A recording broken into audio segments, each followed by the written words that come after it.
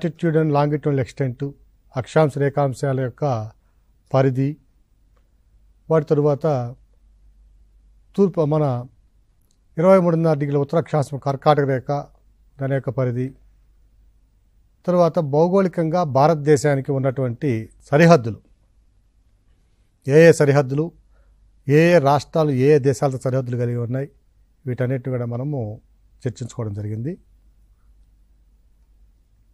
ఇప్పుడు భారతదేశంలో ఉన్నటువంటి ఉనికిలో లేదా దాని యొక్క భౌగోళిక స్వరూపంలో ఉన్నటువంటి కొన్ని ప్రత్యేకమైన అంశాలు ప్రిలిమినరీ పాయింట్ ఆఫ్ వ్యూలో మనం చూద్దాం.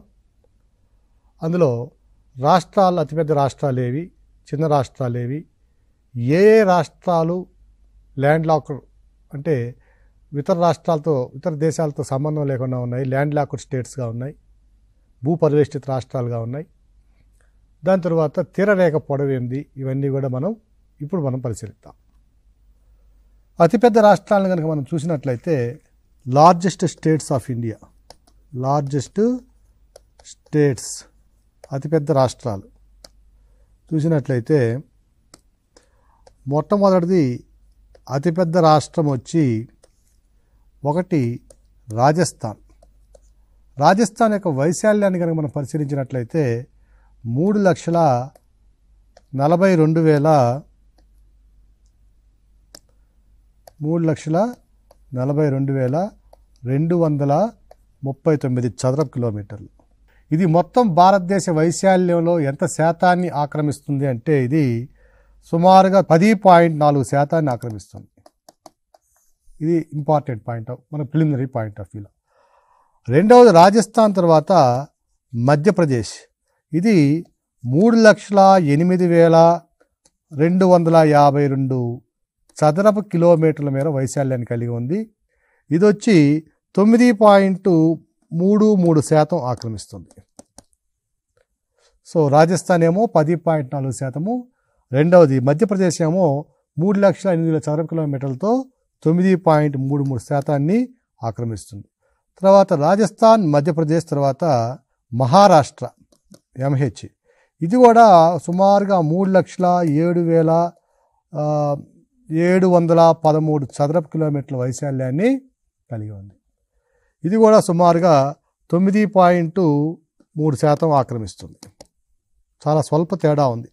ఈ క్రింది ఏ రెండు రాష్ట్రాలు సుమారుగా దాదాపు ఒకే వైశాల్యాన్ని కలిగి ఉంటాయి అన్నప్పుడు అతిపెద్ద రాష్ట్రాల్లో మధ్యప్రదేశ్, మహారాష్ట్రలు చాలా దగ్గరగా వైశాల్యాన్ని కలిగి ఉన్నటువంటి రాష్ట్రాలు. ఇక నాలుగవ రాష్ట్రం కనుక చూసినట్లయితే యూపీ, ఉత్తరప్రదేశ్. ఇది 2,43,286 చదరపు కిలోమీటర్ల వైశాల్యాన్ని కలిగి ఉంది. ఇది మొత్తం వైశాల్యంలో 7.4% ఆక్రమించి ఉంది. సో 7.4% ఆక్రమించాం. ఇక్కడ చూడండి, మనము రాజస్థాన్ వచ్చి 10.4%, మధ్యప్రదేశ్ 9.3%, మహారాష్ట్ర 9.3%, యూపీ 7.4%. అంటే 3 పదులు 30, 1 7 37, 38% ఈ 4 రాష్ట్రాలే ఆక్రమించింది. కొన్ని సందర్భాల్లో సివిల్స్ కానీ మన గ్రూప్స్లో కానీ ప్రిలిమినరీ పాయింట్ ఆఫ్ వ్యూలో స్టేట్మెంట్స్ ఇవ్వడం జరుగుతుంది. ఉన్న ఫ్యాక్ట్స్ బేస్ చేసుకొని స్టేట్మెంట్స్ ఇచ్చి క్రింది వాళ్ళ సరైన వాక్యాలని కరెక్ట్ స్టేట్మెంట్స్ని గుర్తించండి, ఐడెంటిఫై చేయండి అంటాడు. అప్పుడు ఇలా ఉండొచ్చు. అతిపెద్ద రాష్ట్రాలైన రాజస్థాన్, మధ్యప్రదేశ్, మహారాష్ట్ర, ఉత్తరప్రదేశ్లు సుమారుగా 40% వైశాల్యాన్ని ఆక్రమించి ఉన్నాయంటే సుమారుగా అన్నాడు కాబట్టి 38% అంటే దగ్గరగా 40% వచ్చింది, లేదా 35% కంటే ఎక్కువ, లేదా 39% ఇట్లా డైరెక్ట్గా అడగడానికి కూడా అవకాశం ఉంటుంది. సో ఈ విధంగా మనకి ఇచ్చినప్పుడు వాటిని మనం ఈ గణాంకాలు గుర్తుపెట్టుకోవాల్సిన అవసరం లేదు, కానీ సారూప్యతలను మనం గమనించాలి, పరిశీలించాలి. ఇక నెక్స్ట్ అతి చిన్న రాష్ట్రాలు, స్మాలెస్ట్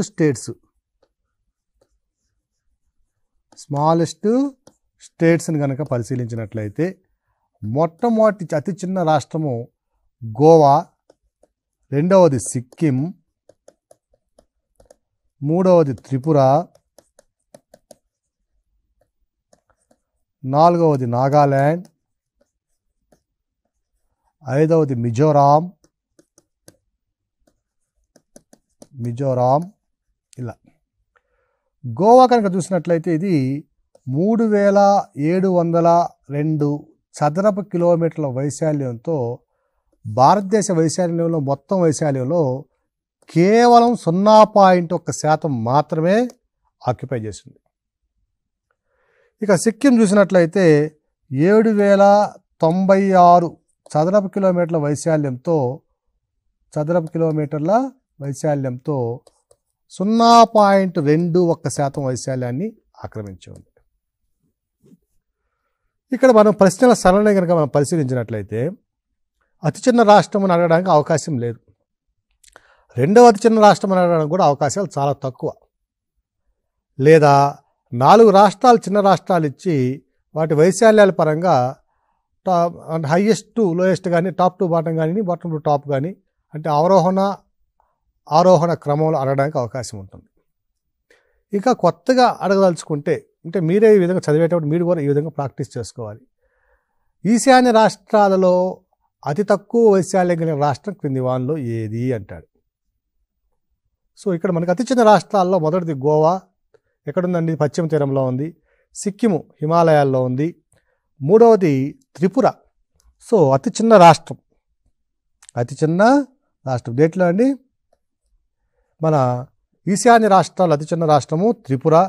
దీని యొక్క వైశాల్యం వచ్చి 10,486 చదరపు కిలోమీటర్లు. ఇది మొత్తం దేశ వైశాల్యంలో 0.32% ఆక్రమించి ఉంది. ఓకే, నెక్స్ట్ ఈశాన్య రాష్ట్రాల్లో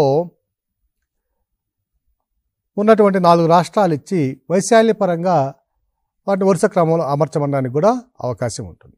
so smallest states, largest states of India మీద ఒకసారి మనం అందరం కూడా కొంత కాన్సన్ట్రేషన్ చేయాల్సిన అవసరం ఉంది.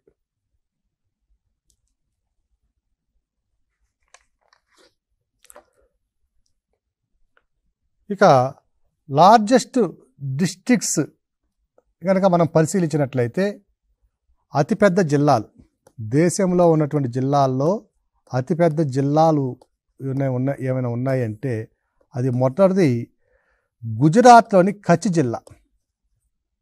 జిల్లా గుజరాత్. దీని యొక్క వైశాల్యం కనుక చూసినట్లయితే 45,652 స్క్వేర్ కిలోమీటర్స్. సో ఇది ఈశాన్య రాష్ట్రాల్లో ఉన్నటువంటి ఒక 6 రాష్ట్రాల కంటే కూడా సుమారుగా దాదాపు అదే అంత మాత్రం వైశాల్యం కలిగినటువంటి జిల్లా కచ్ జిల్లా. ఇక తెలంగాణ వైశాల్యంతో పోల్చుకుంటే దాదాపుగా దీనికి 3 జిల్లాలు కలిపితే తెలంగాణ జిల్లా అవుతుంది. సో తెలంగాణలో 1/3 తెలంగాణ కంటే ఎక్కువగా ఉన్నటువంటి జిల్లా కచ్ జిల్లా. సో గుజరాత్లో ఉన్నటువంటి జిల్లా. రెండవది జమ్మూ అండ్ కాశ్మీర్లోని లే జిల్లా, జమ్మూ అండ్ కాశ్మీర్లో. ఇది కూడా సుమారుగా 45,100 చదరపు కిలోమీటర్ల వైశాల్యం కలిగి ఉంది. ఈ వైశాల్యాలు మనం గుర్తుపెట్టుకోవాల్సిన అవసరం లేదు, కానీ తప్పనిసరిగా అతిపెద్ద జిల్లాలో 1, 2, 3, 4 జిల్లాలు గుర్తుపెట్టుకోవాల్సిన అవసరం ఉంది. మూడవది జైసల్మేర్. సో జైసల్మేర్ వచ్చి రాజస్థాన్లోని జిల్లా జైసల్మేర్. ఇది 28,800 చిల్లర చదరపు కిలోమీటర్ల వైశాల్యం కలిగి ఉంది. ఇక మూడవది ఇది. నాలుగవది కనుక చూసినట్లయితే బికనీర్ వచ్చి 28,466 చదరపు కిలోమీటర్ల వైశాల్యం కలిగినటువంటి జిల్లా. సో ఈ అతిపెద్ద జిల్లాల్లో 4 జిల్లాలు కూడా మనం తప్పనిసరిగా గుర్తుపెట్టుకోవాలి. సో ఇక్కడ చూసినామంటే ఇప్పుడు బికనీర్ కూడా రాజస్థాన్లోనే ఉంది. దాని తర్వాత చూసినట్లయితే జోధ్పూర్, 5వది జోధ్పూర్. సో ఇక్కడ కూడా మనం ఒక ప్రశ్నను మనం గమనించుకోవచ్చు. ఈ క్రింది ఏ రాష్ట్రంలో అధిక సంఖ్యలో అత్యధిక వైశాల్యం కలిగిన జిల్లాలు కలవు అంటే అది రాజస్థాన్లో ఉన్నటువంటి ఈ జిల్లాలు. దాదాపుగా 3 జిల్లాలు 4 జిల్లాలు ఉన్నాయి. ఇంకో 8వ ప్లేస్లో 7వ ప్లేస్లో నాగోర్ అనే జిల్లా కూడా ఉంది. సో ఇక్కడ గమనించినట్లయితే అత్యధిక వైశాల్యం కలిగిన జిల్లాల్లో ఎక్కువ సంఖ్య జిల్లాలు కలిగినటువంటి రాష్ట్రం ఏమిటి అంటే అది బికనీర్. ఇక మరొక అంశం ఏమిటంటే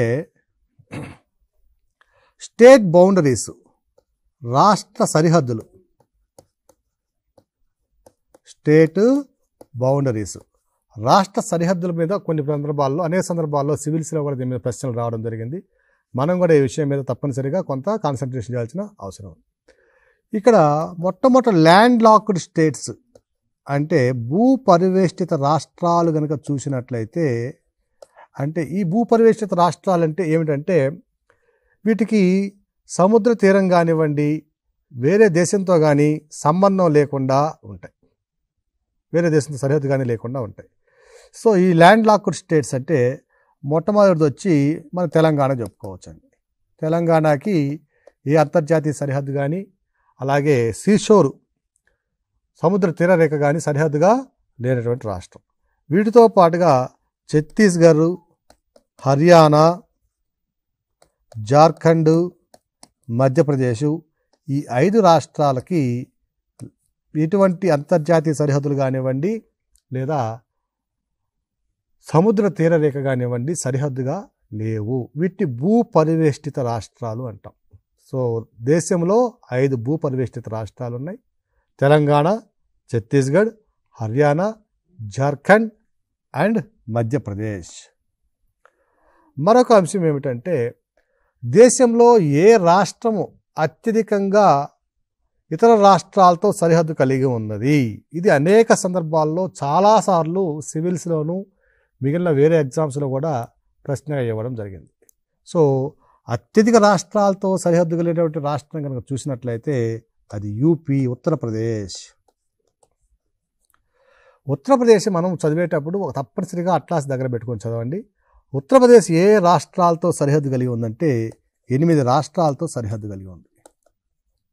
ఈ 8 రాష్ట్రాలు ఏమిటంటే అవి హిమాచల్ ప్రదేశ్,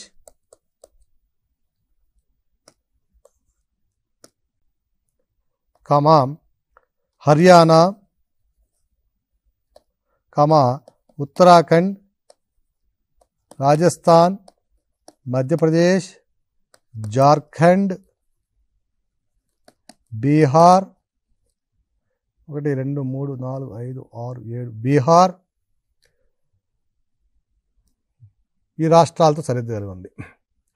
సో 8 రాష్ట్రాలు అయితే హిమాచల్ ప్రదేశ్, హర్యానా, రాజస్థాన్, మధ్యప్రదేశ్, జార్ఖండ్, బీహార్, ఉత్తరాఖండ్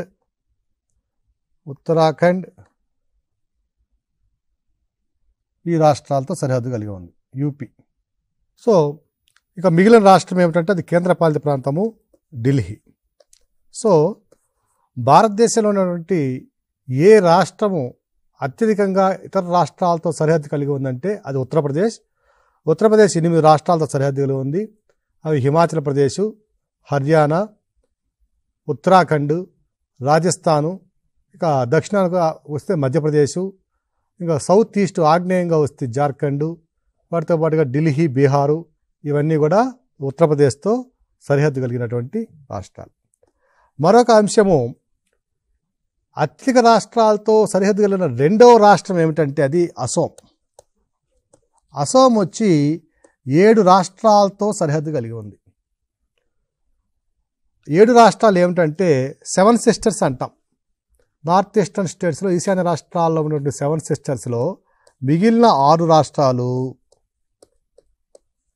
రాష్ట్రాలు ప్లస్ వాటితో పాటుగా వెస్ట్ బెంగాల్. సో మిగిలిన 6 రాష్ట్రాలు 7 సిస్టర్స్లో ఉన్న మిగిలిన 6 రాష్ట్రాలు వాటితో పాటుగా వెస్ట్ బెంగాల్, అసోము 7 రాష్ట్రాలతో సరిహద్దు కలిగి ఉంది. ఇక మరొక ఇంపార్టెంట్ అంశం ఏమిటంటే పాయింట్ ఏమిటంటే 2 రాష్ట్రాలు కేవలం ఒకే ఒక్క రాష్ట్రంతో సరిహద్దును కలిగి ఉన్నాయి. అవి సిక్కిము, రెండవది మేఘాలయ. సిక్కిము, మేఘాలయ. మనం యూపీ చూస్తే 8 రాష్ట్రాలతో సరిహద్దు కలిగి ఉంది. అసోం చూస్తే 7 రాష్ట్రాలతో సరిహద్దు కలిగి ఉంది. కానీ సిక్కిం, మేఘాలయలు మాత్రము ఒకే ఒక్క రాష్ట్రంతో సరిహద్దును కలిగి ఉన్నాయి. సిక్కిం ఏమో వెస్ట్ బెంగాల్తో, మేఘాలయ మాత్రము అస్సాంతో సరిహద్దును కలిగి ఉన్నాయి.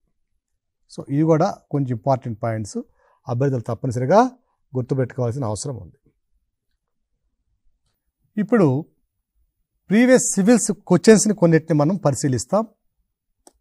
దాన్ని బట్టి అభ్యర్థులకి ఒక అవగాహన రావడానికి అవకాశం ఉంటుంది. ఈ ప్రశ్న 2010లో ఇచ్చింది. The latitude that passes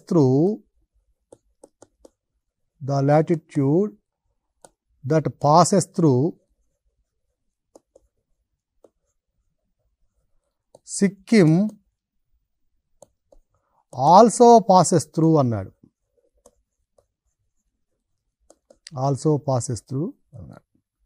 options ఏమి ఇచ్చాడంటే రాజస్థాన్, పంజాబ్, హిమాచల్ ప్రదేశ్, జమ్మూ అండ్ కాశ్మీర్. సో ఇలాంటి ప్రశ్నలు చాలా సందర్భాల్లో మనకి రావడం జరుగుతుంది. అభ్యర్థులందరూ కూడా దీన్ని కొంచెం కాన్సన్ట్రేట్ చేయాలి.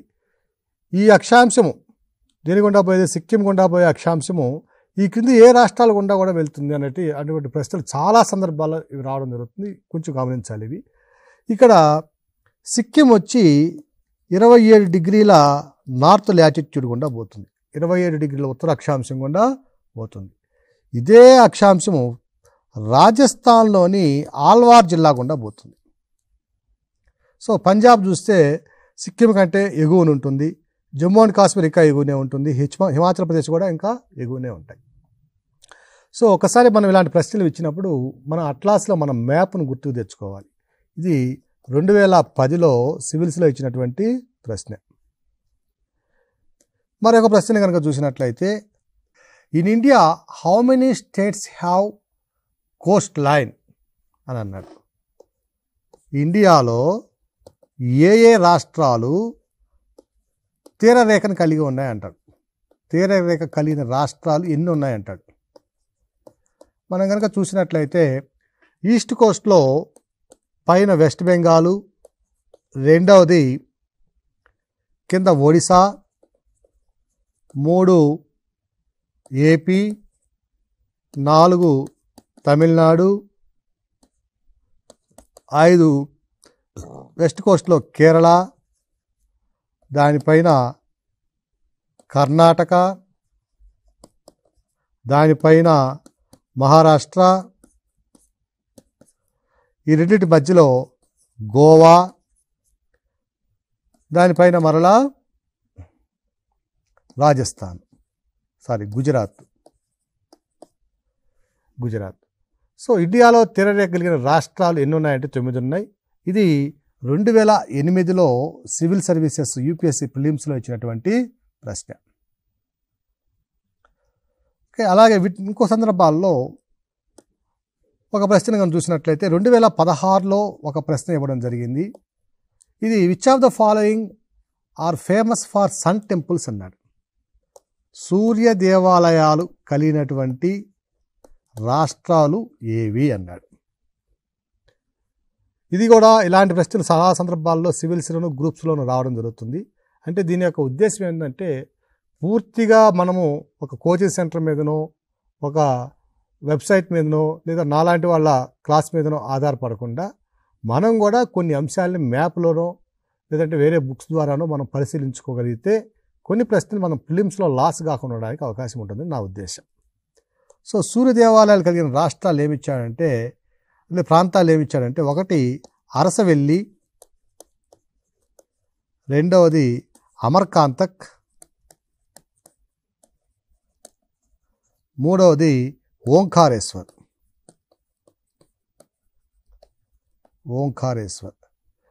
సో ఇక్కడ సూర్య దేవాలయాలు కలిగిన రాష్ట్రము లేదా ప్రాంతము కేవలం అరసవెల్లి మాత్రమే. అరసవెల్లి ఆంధ్రప్రదేశ్లో ఉంది. ఇది సూర్య దేవాలయం, చాలా famous temple of sun god. ఇక ఓంకారేశ్వర్లో ఉన్నటువంటి దేవాలయము శివ దేవాలయం, లార్డ్ శివ. ఇక అమర్కాంతక్లో ఉన్నటువంటి టెంపుల్ వేరియస్ టెంపుల్స్ ఉన్నాయి. ఏమేమి ఉన్నాయంటే నర్మదా కుండ్ టెంపుల్ ఉంది, వాటితో పాటుగా సర్వోదయ జైన్ టెంపుల్ కూడా ఉంది. అమర్కాంతక్లో సూర్య దేవాలయం లేదు. నర్మదా కుండ్, నర్మదా నదికి పుష్కరాలు చేసేటటువంటి ప్రాంతం నర్మదా కుండ్. ఇది అమర్కాంతక్ పీఠభూమిలో ఉంటుంది, అమర్కాంతక్ టౌన్కు దగ్గరలో ఉంటుంది. సో అమర్కాంతక్ ప్రాంతం. సో ఇలాంటి ప్రశ్నలు కూడా ఇవ్వడానికి అవకాశం ఉంది. ఇంకొక ప్రశ్నను కనుక చూసినట్లయితే 2014లో ఇచ్చినటువంటి ప్రశ్న, రాడ్క్లిఫ్ కమిటీని ఎందుకు అపాయింట్ చేశారు అన్నాడు. మనం ప్రీవియస్ సెషన్స్లో రాడ్క్లిఫ్ లేఖను చూసామండి.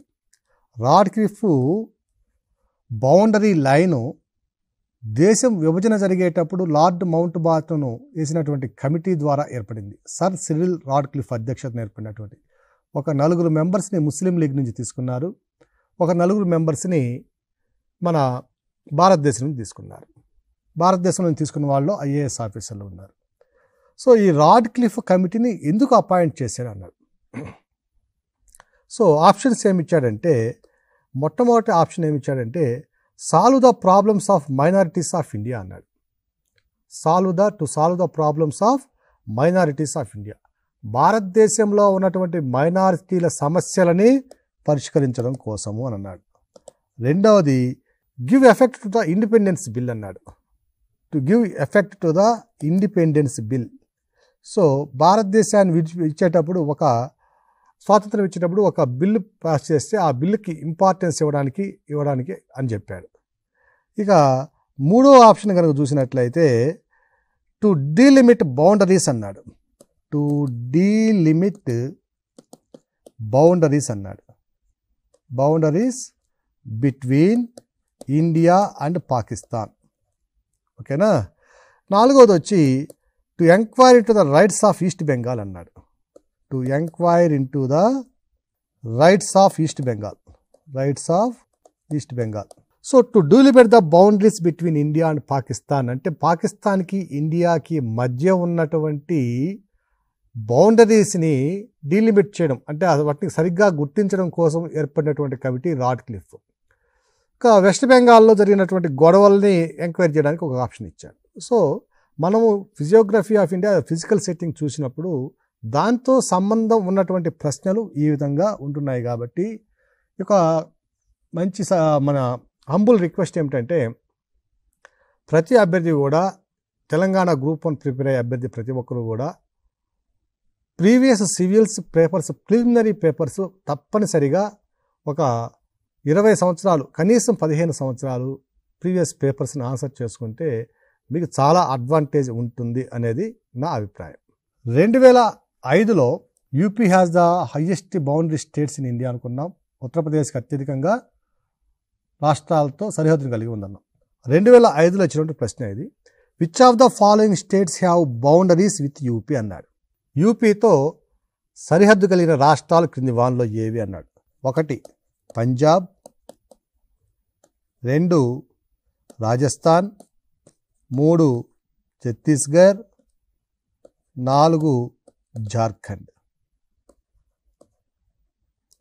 సో 2005లో యూపీఎస్సీ సివిల్స్లో ఇచ్చిన ప్రశ్న, యూపీతో ఏ రాష్ట్రాలు సరిహద్దును కలిగి ఉన్నాయన్నాం.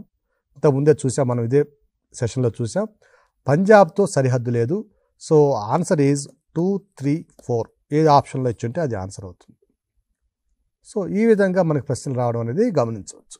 మరొక ప్రశ్న చూసినట్లయితే, ట్రోపిక్ ఆఫ్ క్యాన్సర్కి అతి దగ్గరగా ఉన్నటువంటి నగరం క్రింది వాన్లో ఏది అన్నాడు. ట్రోపిక్ ఆఫ్ క్యాన్సర్ అంటే కర్కాటక రేఖకి దగ్గరగా ఉన్నటువంటి రాష్ట్రం క్రింది వాన్లో ఏది అన్నాడు, లేదా ప్రాంతం అన్నాడు.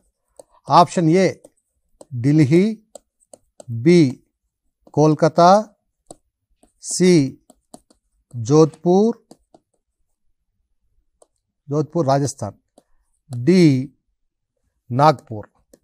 సో ఇది చూడండి, చాలా క్లిష్టమైనటువంటి సమస్య ఇక్కడ. కర్కాటక రేఖ అనేది 23.5 డిగ్రీల ఉత్తర అక్షాంశము ఏ రాష్ట్రాలు గుండా పోతుంది? రాజస్థాను, దానికి ముందు గుజరాత్, రాజస్థాను, మధ్యప్రదేశ్, ఛత్తీస్గఢ్, జార్ఖండ్, వెస్ట్ బెంగాల్, త్రిపుర, మిజోరాం. సో ఆ విధంగా చూసినా కూడా మనం ఇక్కడ ఆన్సర్ని చేయడానికి అవకాశం ఉంటుంది. ఒకసారి ఢిల్లీని మనం ఎలిమినేట్ చేసేయచ్చు. ఢిల్లీ చాలా పైన ఉంటుంది. కోల్కతాని కూడా మనకి మ్యాప్లో కనుక కోల్కతా లొకేషన్ కనుక తెలిసి ఉంటే కోల్కతాని కూడా ఎలిమినేట్ చేసేయచ్చు. కోల్కతా కొంచెం పైన ఉంటుంది. ఇక మనకి కన్ఫ్యూజన్ ఎక్కడంటే జోధ్పూరా, నాగ్పూరా. జోధ్పూర్ కూడా ఆరావళి పర్వతాల ప్రాంతంలోది. సో దీన్ని కూడా ఎలిమినేట్ చేసేయచ్చు. ఇక ఎలిమినేషన్ మెథడ్లో చూసినట్లయితే నాగపూరు కరెక్ట్గా చూసినట్లయితే నాగపూర్ కూడా 21.4 డిగ్రీల ఉత్తర అక్షాంశం మీద ఉన్నటువంటి ప్రాంతం. సో టిపికల్ క్వశ్చన్స్ ఈ విధంగా ఉంటున్నాయి కాబట్టి అభ్యర్థులందరూ కూడా కొంత గమనించి ఈ ప్రీవియస్ పేపర్లు కనుక చదివినట్లయితే మీకు ఐడియా వస్తుంది. కొంత గమనించి ప్రిపరేషన్ని మ్యాప్ బేస్డ్ అంటే మ్యాప్ని బేస్ చేసుకొని మీరు ప్రిపరేషన్ సాగిస్తే మంచిదనేది నా వ్యక్తిగత అభిప్రాయం. మరొక ప్రశ్న కనుక పరిశీలించినట్లయితే the regions of south India or regions of tropic of cancer are regarded as sub tropical. ఈ ప్రశ్నని మరలా ఎడిటర్ గారు ఇప్పుడు చెప్పిన ప్రశ్న తీసేయండి, ఇప్పటికి స్టార్ట్ చేసుకోండి. The regions south of tropic of cancer are considered as tropical. North of tropic of cancer are considered as subtropical. But the entire Indian climate is considered as monsoonal. What could be the reason? అనే ప్రశ్న ఇవ్వడం జరిగింది. కర్కాటక రేఖకు ఎగువన ఉన్న ప్రాంతాన్నేమో ఉపాయన రేఖా ప్రాంతాలని వాతావరణం అని, దిగువన ఉన్న వాతావరణాన్నేమో ఆయన రేఖా వాతావరణం అని మనం లాటిట్యూడ్స్ పరంగా గమనించిన మొత్తం వాతావరణాన్ని శీతోష్ణ స్థితిని భారతదేశంలో ఋతుపవన శీతోష్ణ స్థితిగా మనం పేర్కొంటాం. దీనికి గల కారణాలు ఏమిటి అని ఇవ్వడం జరిగింది. 2 ఆప్షన్స్ ఇవ్వడం జరిగింది. ఒకటి హిమాలయాస్, రెండవది ఎకనమిక్ యాక్టివిటీస్. ప్రశ్నను అర్థం చేసుకోండి. భారతదేశంలో ప్రధానంగా 2 రకాలైన శీతోష్ణలు మనం గమనించవచ్చు. కర్కాటక రేఖ దిగువన ఉన్న శీతోష్ణ స్థితి ఏమో ఆయన రేఖా శీతోష్ణ స్థితి, దాని పైన ఉన్నది శీతోష్ణ స్థితి ఏమో ఉపాయన రేఖా శీతోష్ణ స్థితి. సో 2 శీతోష్ణ స్థితులు ఉన్నప్పటికీ భారతదేశం మొత్తం శీతోష్ణ స్థితిని ఒక మొత్తంగా ఏమంటున్నామంటే ఋతుపవన శీతోష్ణ స్థితి అంటున్నాం. దీనికి గల కారణం ఏమిటి? హిమాలయాల వల్ల ఆ విధంగా అంటున్నామా, భారతదేశంలో ఉన్నటువంటి ఆర్థిక కార్యకలాపాల వల్ల ఆ విధంగా వ్యవహరిస్తున్నామా అంటే ఇది కొంచెం విశ్లేషణాత్మకమైన ప్రశ్న. భారతదేశంలో ఋతుపవనాలు ప్రవేశించి కేవలం 4 నెలల పాటు మాత్రమే వర్షపాతాన్ని ఇస్తాయి. ఈ కేవలం 4 నెలల పాటు ఇచ్చిన వర్షపాతమే భారతదేశం మొత్తానికి జీవనాధారం. ఆ ఉన్న నీటినే మనము వినియోగించుకోవాలి. ఇక్కడ హిమాలయాలు ఏం చేస్తున్నాయంటే శీతాకాలంలో అంటే ఋతుపవనాల వర్షాకాలం అనంతరము హిమాలయాలకు అవతల ఉండేటువంటి మంచు ఎడారులు ఉన్నాయి, శీతల ఎడారులు ఉన్నాయి. గోబీ ఎడారి, పశ్చిమ చైనా ఎడారి ఇవన్నీ కూడా ఉన్నాయి. లేదా ఉపద్రవ ప్రాంతాలు ఉన్నాయి, సైబీరియా ప్రాంతం ఉంది. ఆ ప్రాంతాల నుంచి వచ్చే శీతల గాలుల్ని, శీతల వాయురాశుల్ని భారతదేశంలోకి ప్రవేశించకుండా, ఉష్ణోగ్రతలు పడిపోకుండా నియంత్రించి ఉష్ణోగ్రతలని ప్రధానంగా మేనేజ్ చేస్తుంది, అంటే ఉష్ణోగ్రతను నిలబెడుతుంది. కాబట్టి హిమాలయాల వల్ల అవతల ఉన్నటువంటి ఉపాయన రేఖ శీతోష్ణ స్థితి కానివ్వండి, ఉపద్రవ ప్రాంత శీతోష్ణ స్థితి కానివ్వండి భారతదేశంలోనికి ప్రవేశించడానికి అవకాశం లేదు.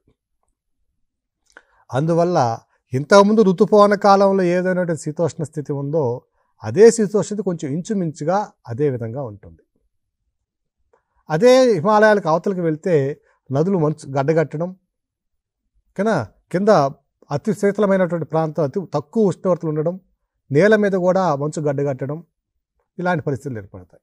కానీ అటువంటి పరిస్థితులు హిమాలయాలు ఉండడం వల్ల ఆ శీతోష్ణ స్థితిని భారతదేశంలోనికి ప్రవేశించనీయలేదు. కాబట్టి అందువలన ఋతుపవన శీతోష్ణ స్థితి కొనసాగుతూ ఉంటుంది. ఇక రెండవ అంశం ఎకనమిక్ యాక్టివిటీస్, ఆర్థిక కార్యకలాపాలు. ఈ ఆర్థిక కార్యకలాపాలను కనుక మనం పరిశీలించినట్లయితే దక్షిణ భారతదేశం లేదా ద్వీపకల్ప భారతదేశంలో ఉండేటువంటి వ్యవసాయ కార్యకలాపాలు ఏమున్నాయి? ప్రధానంగా వరిని పండించడం, పత్తిని పండించడం, ఇలాంటి కార్యకలాపాలు ఉన్నాయి.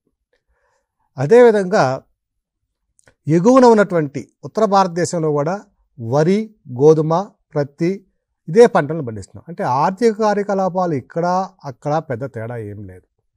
డైటరీ హ్యాబిట్స్ కనుక చూసినట్లయితే, ఆహారపు అలవాట్లు కనుక చూసినట్లయితే అక్కడ వరి తింటున్నారు, ఇక్కడ వరి తింటున్నారు, అక్కడ గోధుమ తింటున్నారు, ఇక్కడ గోధుమ తింటున్నారు. మహారాష్ట్ర, ఛత్తీస్గఢ్, జార్ఖండ్, ఒడిస్సా ఇవంతా కూడా గోధుమ ప్రధాన ఆహార పంటగా ఉన్నటువంటి ప్రాంతాలు. ఇక పంజాబ్, హర్యానా వాటిలో కూడా గోధుమతో పాటు వరిని కూడా అధికంగా మనం తింటున్నటువంటి సందర్భం. సో ఈ విధంగా చూసినట్లయితే హిమాలయాలు అటువైపు శీతోష్ణస్థితిని రానివ్వకుండా, ఎగువ ప్రాంతంలో ఉంటే ఎగువ అక్షాంశాల్లో ఉన్నటువంటి శీతోష్ణస్థితిని రానివ్వకుండా మనల్ని కాపాడుతుంది. ఆర్థిక కార్యకలాపాలు ఉత్తర భారతదేశానికి, దక్షిణ భారతదేశానికి లేదా ద్వీపకల్ప భారతదేశానికి, ఉత్తర భారతదేశానికి దాదాపుగా ఒకటిగానే ఉంటుంది. ఆర్థిక కార్యకలాపాలు ఇవే కాకుండా మిగిలిన ఏ కార్యక్రమాలు చూసుకున్నా అక్కడికి ఇక్కడికి పెద్ద తేడా ఏం లేదు. సో శీతోష్ణ స్థితి అనేది ఇక్కడ పంటల్ని, ఆర్థిక కార్యకలాపాలను కూడా రెండింటినీ కూడా కంట్రోల్ చేస్తుంది. కాబట్టి రెండు శీతోష్ణ స్థితిలో ఉన్నప్పటికీ ఎగువన ఉపాయన రేఖ శీతోష్ణ స్థితి, కర్కాటక రేఖ దిగువన ఆయన రేఖ శీతోష్ణ స్థితి పరిస్థితులు ఉన్నప్పటికీ భారతదేశంలో ప్రధానంగా శీతోష్ణ స్థితిని ప్రభావితం చేసే అంశము ఋతుపవనాలు. కాబట్టి అందువల్లనే భారతదేశ శీతోష్ణ స్థితిని ఋతుపవన శీతోష్ణ స్థితి అనడం జరిగింది. కాబట్టి అభ్యర్థులందరూ కూడా ప్రీవియస్ క్వశ్చన్ పేపర్స్ చదవడం వల్ల మనకు కొంత అవగాహన ఏర్పడుతున్న విషయాన్ని గుర్తుపెట్టుకోవాలి. సో అభ్యర్థులందరూ కూడా ఇక్కడ ఫిజియోగ్రఫీ ఆఫ్ ఇండియాలో మనము ఇండియా ఫిజికల్ సెట్టింగ్ గురించి మాట్లాడాం. ఈ ఇండియా ఫిజికల్ సెట్టింగ్లో ఉన్నటువంటి పాయింట్స్ అన్నింటినీ కూడా మీరు అర్థం చేసుకొని ఫాలో కండి. నెక్స్ట్ టాపిక్లో ఫిజికల్ డివిజన్స్ ఆఫ్ ఇండియా మరియు రాక్ స్ట్రక్చర్స్ ఆఫ్ ఇండియా ఇవన్నీ కూడా చూద్దాం. ధన్యవాదాలు.